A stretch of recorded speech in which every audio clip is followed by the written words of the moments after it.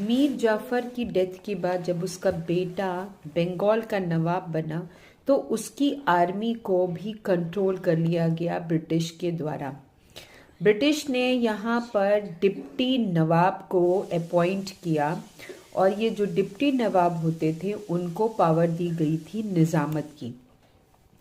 नवाब जो है वो इन डिप्टी नवाब को डिसमिस नहीं कर सकते थे और उनको अलाउंस दिया जाता था बाय द ब्रिटिश, जो कि सब्सिक्वेंटली रिड्यूस्ड अमाउंट था।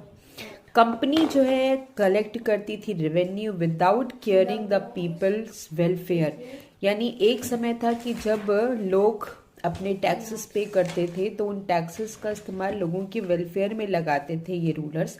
लेकिन यहाँ पे कंपनी का मेन टारगेट था to collect the revenue without taking any welfare measurement for the peoples. So अब ये कंडीशन और भी ज़्यादा तब बिगड़ी जबकि बंगाल में एक ग्रेट टेरिबल फेमाइन आया जिसमें कि लगभग कम से कम जो है 1/3 पॉपुलेशन इसमें ख़त्म हो गई थी और लोगों ने इस डुअल गवर्नमेंट को रिजेक्ट किया। लोगों ने इसको साफ साफ इनकार किया इसको एक्सेप्ट करने के लिए।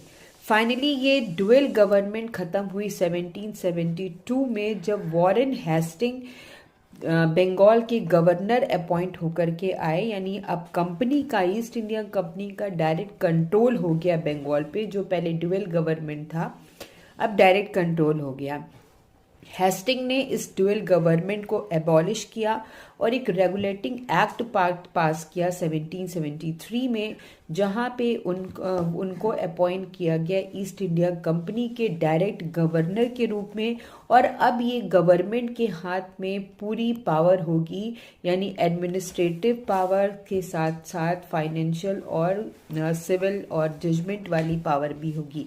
यानी पूरी तरीके से अब ये जो एडमिनिस्ट्रेशन था वो ईस्ट इंडिया कंपनी के पास चला गया और ये जो पोस्ट थी वो गवर्नर जनरल की थी, जो कि हाईएस्ट पोस्ट थी। तो इस तरीके से देखा गया कि किस तरीके से धीरे धीरे ब्रिटिशर्स ने हिंदुस्तान के अलग अलग स्टेट्स को अलग अलग पॉलिसीज़ के थ्रू कॉन्कर किया और उसके बाद इसी तरीके से उसने धीरे धीरे हिंदुस्तान को पूरे अपने कंट्रोल में ले लिया। और साथ ही साथ इन रूलर्स के रूलिंग एरिया के तो थे ही थे, इसके साथ ही साथ जो ट्राइब पीपल्स थे उन एरियाज़ को भी इन्होंने कंट्रोल किया और अपने एम्पायर का एक हिस्सा बनाया।